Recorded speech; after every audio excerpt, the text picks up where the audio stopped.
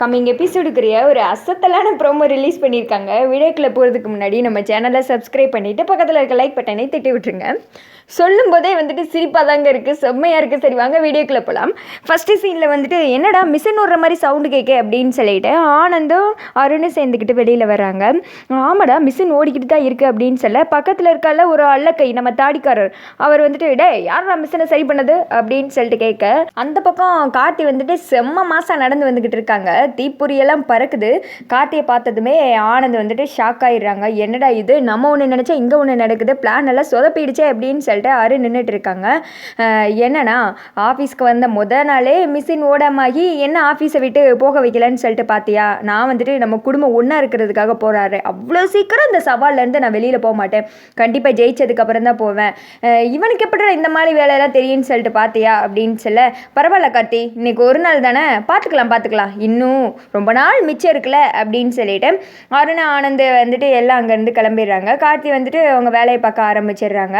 அப்போ கூட பக்கத்தில் இருக்கல அல்லக்கை அவனு வந்துட்டு ஆனந்த் பின்னாடியே போக ஆனந்த் வந்துட்டு சொல்கிறாங்க, இங்கே பாரு நீ என்ன பண்ணுவேன் ஏது பண்ணுவேன்னு தெரியாது, ஆனால் நீ கார்த்திக்கு வந்துட்டு ஒவ்வொரு நாளும் டார்ச்சலாக கொடுக்கணும், நீ கொடுக்குற டார்ச்சரில் அப்பாடா சாமி இந்த வேலையே வேணாம் அப்படின்னு சொல்லிட்டு கார்த்தி இங்கேருந்து எஸ்கேப் ஆகி ஓடியே போயிடணும், அப்புறம் ஆட்டோமேட்டிக்காக நம்ம தான் சவாலில் ஜெயிக்க போகிறோம், அருண் சொத்து நமக்கு தான் வரப்போகுது அப்படின்னு சொல்ல இல்லைடா நீ பண்ணுறது எதுவுமே வந்துட்டு சரி மாதிரி எனக்கு தெரியல அப்படின்னு சொல்லிட்டு அருண் சொல்ல டேய் எல்லாத்தையும் நான் பார்த்துக்கிறேன், நீ சும்மா மட்டும் இரு, நான் சொன்னது யாவும் இருக்குல்ல, நீ என்னென்ன இடைஞ்சல் கார்த்திக் கொடுக்க முடியுமோ அந்தந்த இடைஞ்சல் கொடு, அவன் பண்ண முடியாத வேலையெல்லாம் அவனுக்கு கொடு, அவனை அசிங்கப்படுத்துகிற மாதிரி ஏதாவது செய்யி அப்படின்னு சொல்லிட்டு அவன்கிட்ட சொல்ல அதெல்லாம் நாங்கள் பார்த்துக்கிறோம் சார் அப்படின்னு சொல்லிட்டு அவன் வந்துட்டு வெளியில் போகிறான். கார்த்தி வந்துட்டு எல்லாரு கூடயும் சேர்ந்து வந்துட்டு வேலை பார்த்துக்கிட்டு இருக்காங்க. டேய் கார்த்தி அப்படின்னு சொல்லிட்டு அவன் ஒரு டேபிள் மாதிரி போட்டிருக்காங்க, அந்த இடத்துல உட்காந்துக்கிட்டு நம்ம கார்த்தியை வந்துட்டு அப்படி கூப்பிட கார்த்தி வந்துட்டு பார்க்குறாங்க. இங்கே வாடா அப்படின்னு சொல்ல கார்த்தி வந்துட்டு மெதுவாக நடந்து வர்றாங்க.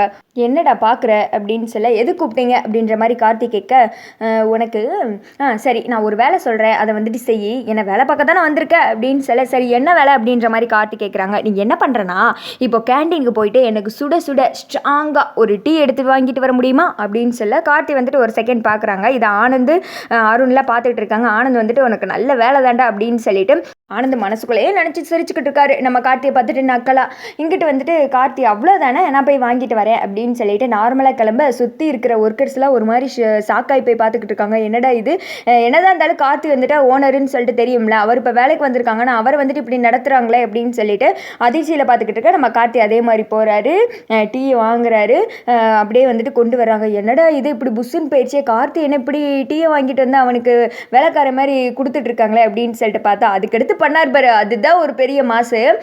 குடு அப்படின்னு சொல்ல டேபிளில் வைக்கிறாங்க. அவன் எடுக்க போகிற சமயத்தில் ஒரு நிமிஷம் இறக்குறீங்களா அப்படின்னு சொல்லிட்டு அவன் அந்த டேபிளில் விட்டு இறங்க விட்டுட்டு கார்த்தி மாசம் ஏறி உட்காந்து அந்த டீயை வந்துட்டு குடிக்கிறாங்க. எல்லாரும் ஒர்க்கர்ஸும் வந்துட்டு அப்படியே சிரிக்கிற மாதிரி பார்த்துட்டு இருக்க நம்ம ஆனந்துக்கு மட்டும் வயிறெல்லாம் எரியுது, தகன்னு ஐயோ மாசமாக இருக்கிற அனகொண்டா மாதிரி முறைச்சிக்கிட்டு இருக்கியே அப்படின்ற மாதிரி தான் இருந்துச்சு.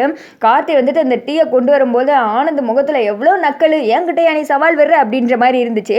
இப்போ அதே இது அகைன் கார்த்தி அந்த இடத்துல மேலே உட்காந்து எல்லாரையும் பார்த்து நக்கலாக டீ குடிக்கும்போது கார்த்தியோட மைண்ட் வாய்ஸில் என்கிட்டயாடா சவால் வர்ற, நீ படித்த ஸ்கூலில் நான் ஹெட் மாஸ்டர் அப்படின்ற மாதிரி பயங்கர சீன் கொடுத்து டேரக்டர் வந்துட்டு கார்த்தியை மாஸ் பண்ணிட்டா இருப்போங்க.